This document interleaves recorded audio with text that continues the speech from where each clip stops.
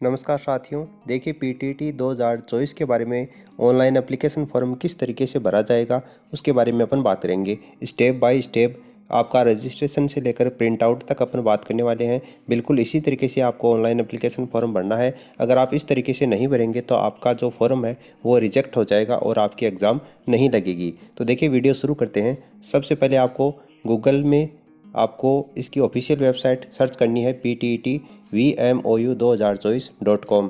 इस वेबसाइट के ऊपर जब आप सर्च करेंगे तो आपको नीचे ये आपको लिंक मिलेगी। इस लिंक के ऊपर आपको ओके करना है। ओके करते ही आप पीटीईटी की 2024 की जो ऑफिशियल वेबसाइट है उसके पेज के ऊपर आ जाएंगे। यहाँ पर देखिए वर्तमान महावीर खुला विश्वविद्यालय कोटा, ये आपको एक लाइन नीचे चल रही है। 9 जून को आपकी एग्ज़ाम निर्धारित है। अगर आप जनरल इंस्ट्रक्शन पढ़ना चाहते हैं, दिशा निर्देश, तो आप यहाँ से पढ़ सकते हैं। नोटिफिकेशन पीटीटी का इस वेबसाइट के ऊपर डाल रखा है और गाइडलाइन भी डाल रखी है। अगर आप इधर आएंगे तो देखिए click here for BA BEd और बीएससी बीएड 4 साल की, और यहाँ पर क्लिक हियर फॉर बीएड 2 साल की बीएड करना चाहते हैं तो आपको यहाँ पर क्लिक करना है। आप यहाँ पर देख सकते हैं 2 साल की बीएड के लिए आपकी योग्यता है वो कम से कम ग्रेजुएशन होनी चाहिए, और 4 साल की बीएड के लिए 12th पास कम से कम आप होने चाहिए। तो देखिए हम एक एप्लीकेशन फॉर्म भरकर देख लेते हैं किस तरीके से आपको भरना है। तो आपको सबसे पहले click here for BEd 2 year course, यहाँ पर आपको ओके करना है। फिर आपके सामने कुछ इस तरीके से इंटरफेस खुलेगा। यहाँ पर देखिए पीटीईटी 2024 एलिजिबिलिटी है ग्रेजुएशन। यहाँ पर देखिए कई आपको कॉलम मिलेंगे। फिल एप्लीकेशन फॉर्म, चालान का transaction status, reprint application form और पेमेंट की इनवॉइस। लेकिन नीचे वाले तीनों ऑप्शन एप्लीकेशन फॉर्म भरने के बाद के हैं। सबसे पहले आपको फिल एप्लीकेशन फॉर्म के ऊपर ओके करना है। इस तरीके से आपके सामने पॉपअप निकलेगा। यहाँ पर आपको ओके वाले बटन के ऊपर ओके कर देना है। फिर आपके सामने कुछ इस तरीके से ये आवेदन पत्र का प्रारूप है वो निकलेगा। वर्धमान महावीर खुला विश्वविद्यालय, ये आपका आवेदन पत्र है और ये स्टेप फर्स्ट है, उसको अपन कंप्लीट करेंगे। सबसे पहले यहाँ पर आपको नेम ऑफ कैंडिडेट में आपको अपना नाम डाल लेना है। फादर्स नेम में आपको अपने पिताजी का नाम डाल लेना है, और डेट ऑफ बर्थ में आपका दिन, कौन सी माह है और कौन से साल में आप पैदा हुए हैं, आपकी डेट ऑफ बर्थ डालनी है। पेमेंट का ऑप्शन आपको ऑनलाइन मिलेगा तो यहाँ पर वो चूज़ कर लेना है, और मोबाइल नंबर वो डालने हैं। तो देखिए फटाफट अपन इसको भर लेते हैं। ये मैंने भर लिया है स्टेप फर्स्ट को कंप्लीट। यहाँ पर नाम, पिताजी का नाम, सारे डिटेल भरने के बाद में नेक्स्ट वाले बटन के ऊपर आपको ओके करना है। ओके करने के बाद में इस तरीके से आपके सामने कुछ पेज खुलेगा।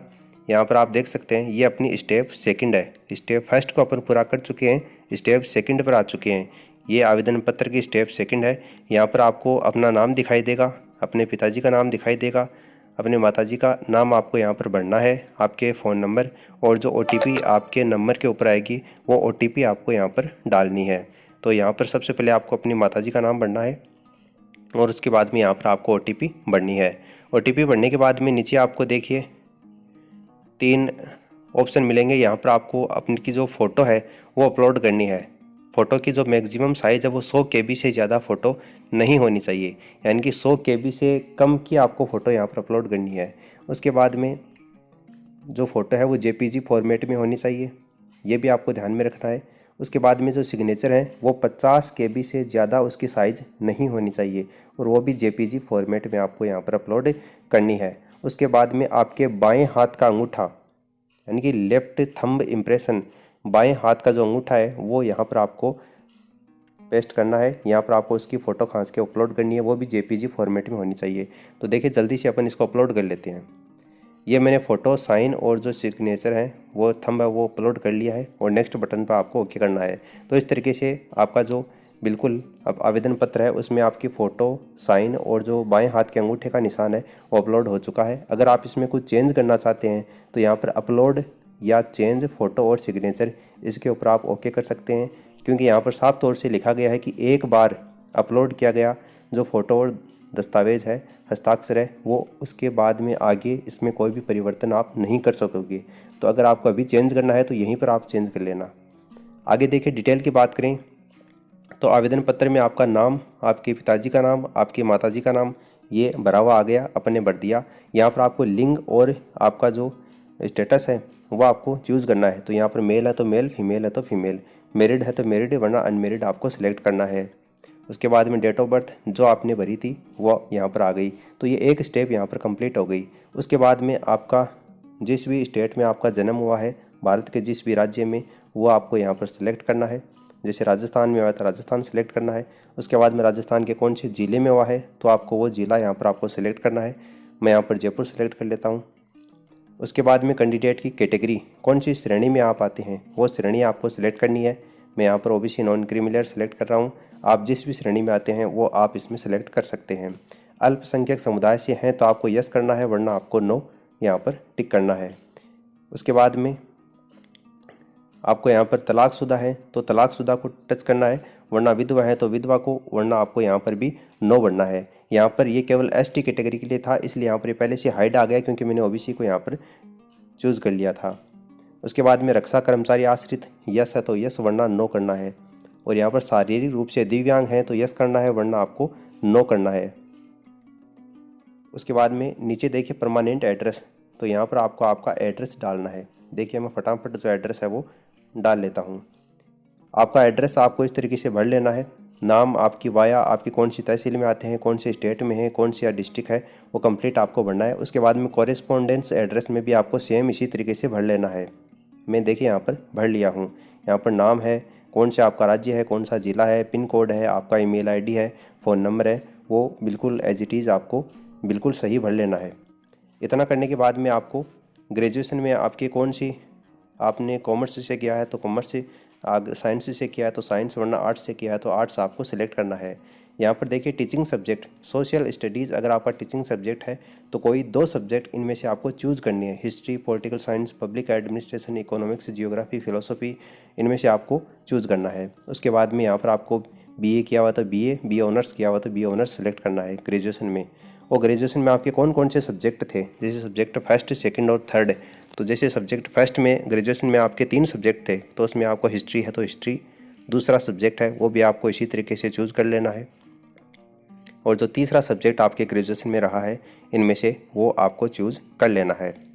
इतना करने के बाद में आपको देखिए टीचिंग सब्जेक्ट, स्कूल में आपको जो टीचिंग सब्जेक्ट आपको कौन सा लेना है वो यहाँ पर आपको चूज़ करना है। तो सब्जेक्ट फर्स्ट, सेकंड और थर्ड, यहाँ पर भी आपको 3 सब्जेक्ट हैं वो चूज़ करने हैं। जैसे आपके ग्रेजुएशन में थे उसी तरीके से आपको ये चूज़ कर लेने हैं। यानी जो भी सब्जेक्ट आपको माइक्रो टीचिंग में आपको स्कूल में पढ़ाने हैं वो सब्जेक्ट आपको यहाँ पर चूज़ करने हैं। तो तीनों सब्जेक्ट चूज़ करने के बाद में आपकी जो फैमिली की इनकम है वो यहाँ पर 2 लाख वाली इनकम चूज़ कर लेनी है। फिर आपको एग्जामिनेशन सेंटर चूज़ करना है, यानी 2 एग्जामिनेशन सेंटर आपको चूज़ करने हैं। मैं पहला यहाँ पर जयपुर कर लेता हूँ और दूसरा यहाँ पर अजमेर। आप अपनी सुविधा अनुसार जो भी आपका ज़िला होता है उसी तरीके से आपको एग्जामिनेशन सेंटर चूज़ कर लेना है। उसके बाद में आपको डिटेल भरनी है। यहाँ पर आप देख सकते हैं 10वीं में आपकी जो डिटेल है वो भरनी है, कौन से बोर्ड से आपने किया है वो भरना है, कितने में से आपके नंबर आए हैं वो आपको भरना है, कितने नंबर आपके आए हैं वो भरना है, और 10th में आपके जो परसेंटेज कितने आए हैं वो भरना है, और कौन सी साल में आपने 10th पास की है वो भी आपको भरना है। तो ये डिटेल है वो 10th की आपको भर लेनी है। इसी तरीके से आपको 12th की यानी कि 12वीं की डिटेल है वो भी बिल्कुल इसी तरीके से भरनी है। 12वीं आपने कौन से बोर्ड से की है वो बोर्ड यहाँ पर चूज़ कर लेना है, कौन सी साल में की है वो यहाँ पर आपको चूज़ कर लेनी है, और उसके बाद में कितने में से आपके नंबर आए हैं और कितने नंबर आपके आए हैं वो डिटेल आपको यहाँ पर भर लेनी है।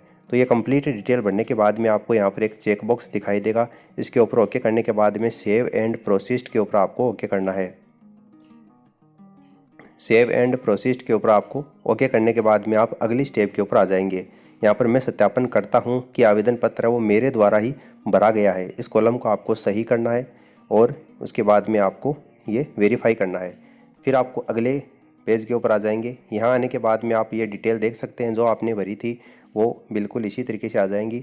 500 रुपये का आपका जो चालान है वो यहाँ पर आपको दिखाई दे जाएगा। यहाँ पर आपको जो चेक बॉक्स है वो दिखाई देगा। इस चेक बॉक्स के ऊपर ओके करने के बाद में आपको नेक्स्ट बटन के ऊपर क्लिक करना है।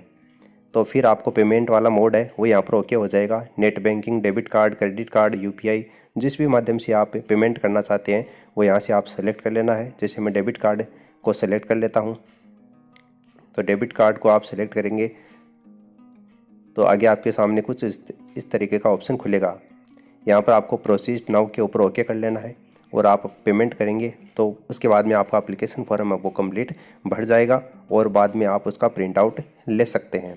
तो ये वर्धमान महावीर खुला विश्वविद्यालय कोटा के द्वारा पीटीटी 2024 का जो आवेदन करवाया जाएगा उसका एप्लीकेशन फॉर्म आप स्टेप बाय स्टेप इस तरीके से भर सकते हैं। अपने दोस्तों के साथ में आप इस वीडियो को शेयर कीजिए ताकि वो भी और जो आवेदन पत्र हैं वो बिना किसी गलती किए आराम से भर सकें। अगर आप पीटीटी की रेगुलर क्लास चाहते हैं तो नीचे कमेंट सेक्शन में कमेंट करके ज़रूर बताना, आपको रेगुलर जो स्टडी मटेरियल है वो भी प्रोवाइड करवाया जाएगा। इस वीडियो में फ़िलहाल इतना ही। धन्यवाद।